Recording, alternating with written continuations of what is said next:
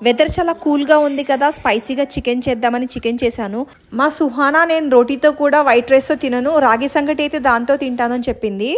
మేము ఏ విధంగా రాగి సంగటి చేసుకుంటానో ఇప్పుడు మీకు నేను చూపిస్తాను. 1 స్పూన్ రైస్లో 1 కప్ వాటర్ వేసి అన్నం ఉడికించుకోవాలి. బాగా శుభ్రం చేసిన 1/2 కప్ రాగుల్ని 1 అవర్ మనం నానబెట్టుకొని దాన్ని మిక్సీ పట్టుకోవాలి.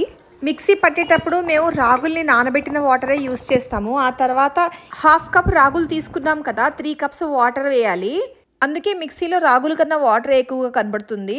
ఎందుకంటే ఎక్కువ నీళ్లు వేస్తే ఆ నీళ్ళలోనే ఈ రాగులు మొత్తం ఉడికిపోవాలి. దీంట్లో ఇప్పుడు చిటికెడు ఉప్పు, కొద్దిగా ఘీ వేసుకోండి.